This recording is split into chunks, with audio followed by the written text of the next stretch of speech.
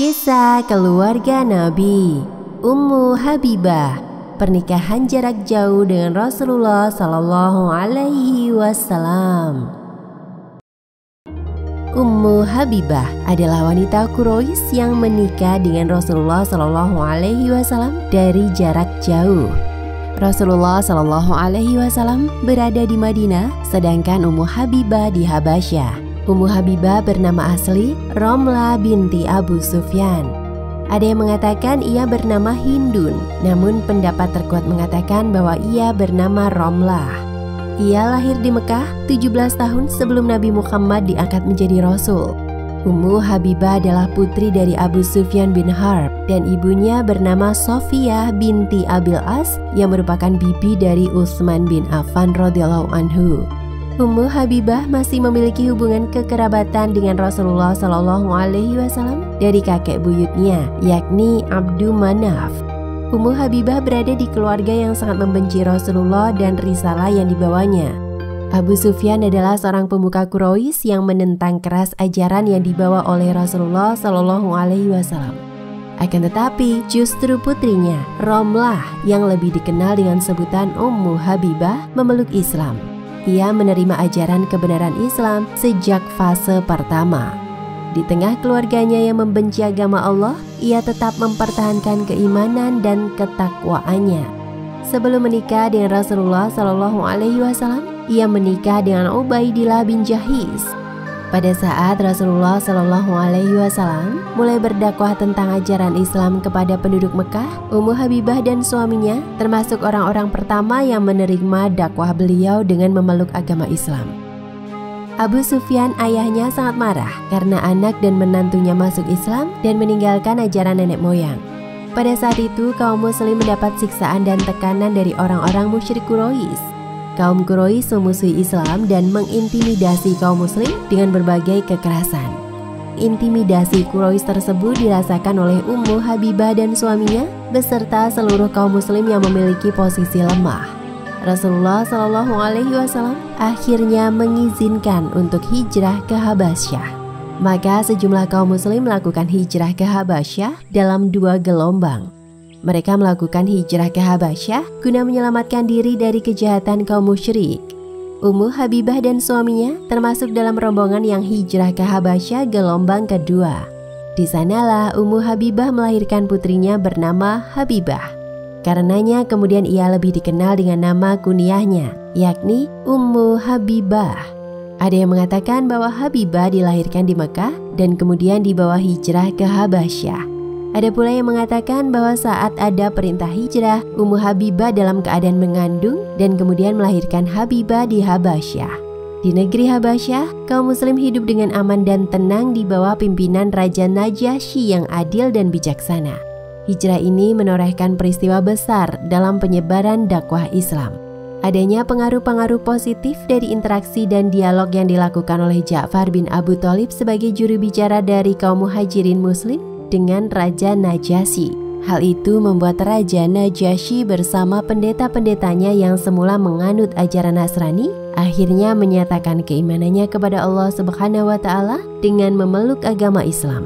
Cobaan berat mendera Ummu Habibah. Ubaidillah bin Jahis, suaminya, meninggal dunia di Habasyah. Ia harus melanjutkan perjalanan hidupnya seorang diri bersama putrinya di negeri itu.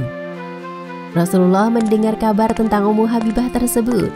Setelah masa iddah Ummu Habibah selesai, Rasulullah Shallallahu Alaihi Wasallam hendak melamarnya.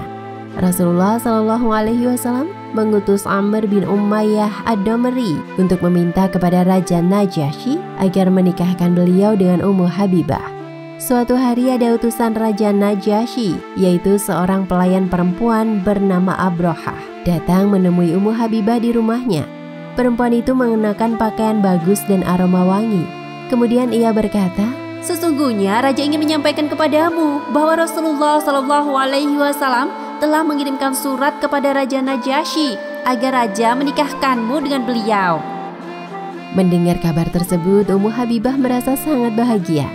Begitu gembiranya, dia memberikan hadiah perhiasannya berupa gelang dan cincin peraknya kepada Abrohah.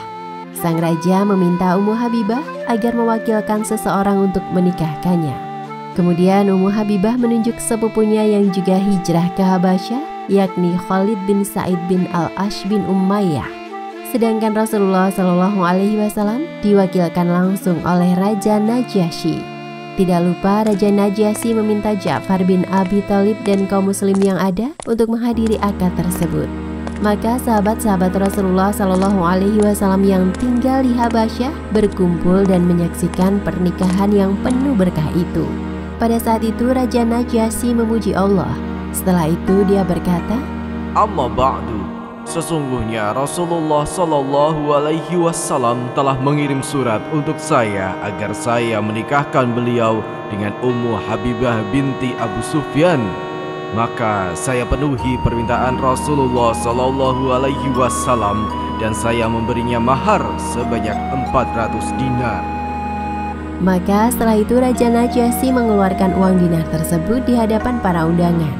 Kemudian Khalid bin Sa'id bertahmid dan memuji Allah Subhanahu wa Ta'ala, lalu berkata, "Amma ba'du, saya telah menerima permintaan Rasulullah SAW. Maka saya nikahkan beliau dengan Ummu Habibah binti Abu Sufyan. Semoga Allah memberkahi Rasulullah SAW." Lalu Raja Najasyi menyerahkan maharnya dan Khalid menerimanya.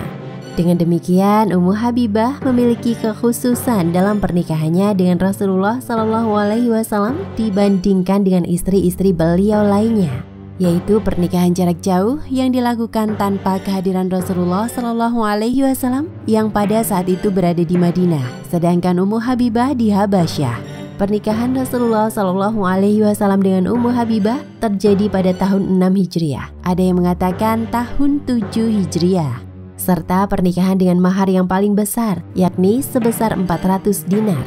Ada pula yang mengatakan maharnya sebesar 4.000 dirham. Itu adalah hadiah dari Raja Najasyi yang diberikan kepada Rasulullah SAW.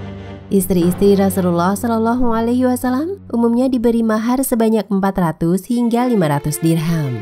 Setelah selesai pelaksanaan akad nikah, para hadirin pun beranjak berdiri hendak meninggalkan tempat. Lalu Raja Najasyi berkata, "Duduklah kalian. Sesungguhnya sunnah para nabi jika mereka menikah adalah tersedia makanan untuk disantap."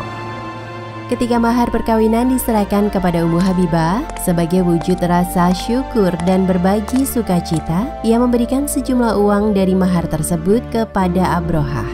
Namun Abrohah menolaknya, bahkan ia mengembalikan pemberian Ummu Habibah sebelumnya karena Raja Najasyi memintanya untuk tidak menerima apapun darinya.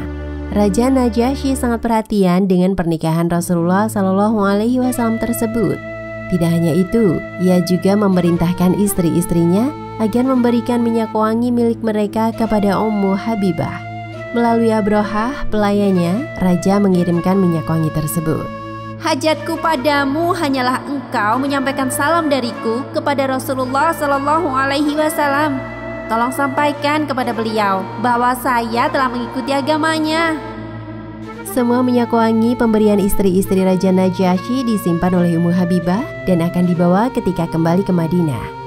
Ketika mendengar pernikahan putrinya dengan Rasulullah SAW, ayah Ummu Habibah, Abu Sufyan, masih dalam keadaan kafir. Ia pun hanya berkata, "Orang itu memiliki kedudukan sepadan yang tak pantas ditolak." Perkataan Abu Sufyan tersebut merupakan bukti kehormatan Rasulullah SAW di mata Abu Sufyan meskipun ia masih kafir. Pada tahun 7 Hijriah, Ummu Habibah meninggalkan Habasyah menuju Madinah untuk bertemu dengan Rasulullah SAW yang telah menjadi suaminya. Raja Najasyi mengutus Syurahbil bin Hasanah untuk menemaninya ke Madinah dan menanggung seluruh perbekalannya. Demikian kisah tentang Ummu Habibah.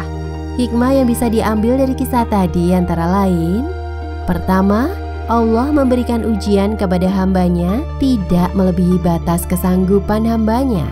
Kedua, hendaknya kita senantiasa berpegang teguh dalam iman dan takwa serta sabar dalam menghadapi cobaan seperti halnya yang dilakukan Ummu Habibah. Ketiga, Rasulullah Shallallahu Alaihi Wasallam sangat peduli kepada kaumnya. Hal itu terlihat ketika beliau senantiasa mencari tahu kabar para sahabatnya yang hijrah ke Habasyah. Wallahu a'lam bishawab.